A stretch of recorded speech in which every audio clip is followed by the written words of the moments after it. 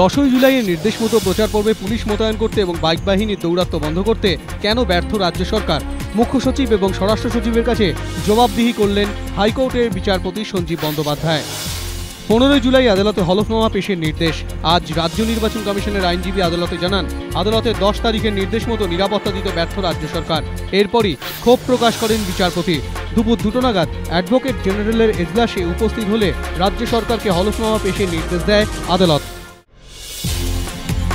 উচ্চ মাধ্যমিকের সরকারি পাঠ্য বইয়ের দরপত্র বিতর্কে মামলাকারী প্রকাশনা সংস্থা পুনশ্চর সঙ্গে আদালতের বাইরে আলোচনার জন্য আরও সময় চাইল উচ্চ মাধ্যমিক শিক্ষা সংসদ।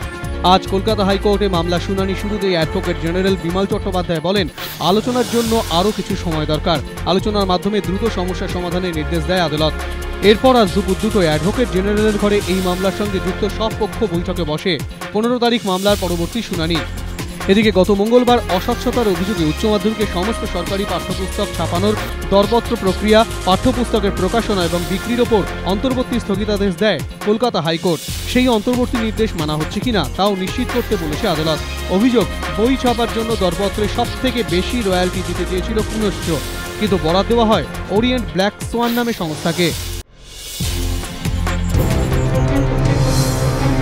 ছত্তিশগড়ে কংগ্রেসের মিছিলে মাওবাদী হামলার পর এই রাজ্য মাও হামলার সতর্কতা জারি করেছে কেন্দ্রীয় স্বরাষ্ট্র মন্ত্রক। আর সম্প্রতি প্রতিবেশী রাজ্য ঝাড়খণ্ডের পাকুড়ে পুলিশ সুপারের গাড়িতে মাওবাদী হামলার পর সেই উদ্বেগ আরও বেড়েছে। মাও মোকাবিলায় এবার তাই রাজ্য প্রশাসনের সতর্ক পদক্ষেপ। ঝাড়খণ্ড সংলগ্ন ঝাড়গ্রামের পুলিশ সুপারের জন্য বুলেট প্রুফ গাড়ির ব্যবস্থা।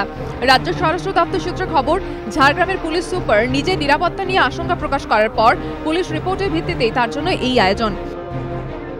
চলতি মাসের শুরুতেই ঝাড়খণ্ডে পাকুড়ে পুলিশ সুপার অমরজিৎ বালিহারের গাড়ি লক্ষ্য করে হামলা চালায় মাওবাদীরা। এদিকে বৃহস্পতিবার জঙ্গলমহলে 3 জেলায় মোটের ওপর ভোট প্রক্রিয়া নির্বিঘ্নে শেষ হলেও পুলিশ সূত্রে খবর, আশঙ্কা এবং উদ্বেগ এখনো কাটেনি। কারণ ভোট পর্ব মেটার পরও জঙ্গলমহলে বিভিন্ন জায়গায় নাশকতার আশঙ্কা থেকে যায়। এইসব বিষয় মাথায় রেখে বেশ কয়েকদিন আগেই ঝাড়গ্রাম পুলিশ সুপার ভারতী ঘোষের জন্য তার কনভয়ে একটি বুলেট প্রুফ অ্যাম্বাসেডরের ব্যবস্থা করা হয়।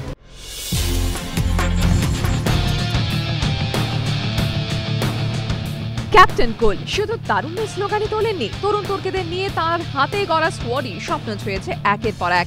টি-20 বিশ্বকাপ, একদিনের ক্রিকেটে বিশ্বকাপ থেকে চ্যাম্পিয়ন্স ট্রফি, শেষ পর্যন্ত ত্রিদেশীয় সিরিজ। স্বপ্ন দেখার সেই জিতটাকেই বোধহয় চালিত করেছিলেন ছোটদের মধ্যে।